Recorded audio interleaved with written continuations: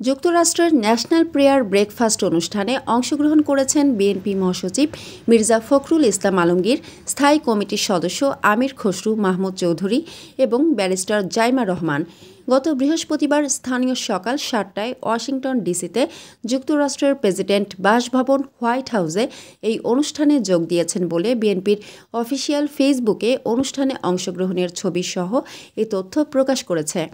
বিএনপির ফেসবুক পেজে বলা হয়, এবার যুক্তরাষ্ট্রের প্রেসিডেন্ট ডোনাল্ড ট্রাম্পের ন্যাশনাল প্রেয়ার ব্রেকফাস্টে আমন্ত্রিত হয়ে যোগ দিয়েছেন বাংলাদেশ জাতীয়তাবাদী দল বিএনপির মহাসচিব মির্জা ফখরুল ইসলাম আলমগীর, স্থায়ী কমিটির সদস্য আমির খসরু মাহমুদ চৌধুরী এবং বিএনপির ভারপ্রাপ্ত চেয়ারম্যান তারেক রহমানের প্রতিনিধি হিসেবে তার মেয়ে ব্যারিস্টার জাইমা রহমান। ফেসবুক পেজে আরও বলা হয়, ন্যাশনাল প্রেয়ার ব্রেকফাস্ট অনুষ্ঠানে প্রেসিডেন্ট ডোনাল্ড ট্রাম্প এবং vice president JD Vance, senator, Congress সদস্যরা এবং আমন্ত্রিত বিশ্ব নেতৃবৃন্দ, কূটনীতিক, ব্যবসায়ী, সাংস্কৃতিক ব্যক্তিবর্গ এবং পেশাজীবীরা অংশগ্রহণ করেছেন।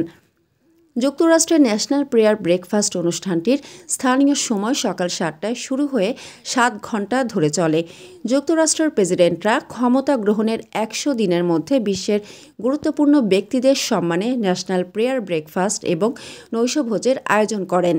গত ১১ জানুয়ারি বিএনপির ভারপ্রাপ্ত চেয়ারম্যান তারেক রহমান, মহাসচিব মির্জা ফখরুল ইসলাম আলমগীর ও স্থায়ী কমিটির সদস্য আমির খসরু মাহমুদ চৌধুরীকে মার্কিন কংগ্রেস আয়োজিত ন্যাশনাল প্রেয়ার ব্রেকফাস্ট কমিটি চিঠি দিয়ে আমন্ত্রণ জানায়।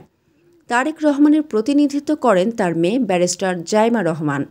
মানসম্মত হাঁস ও মোরগের চাহিদা পূরণ করতে আল আমিন হালাল লাইফ পোল্ট্রি রয়েছে আপনারই পাশে।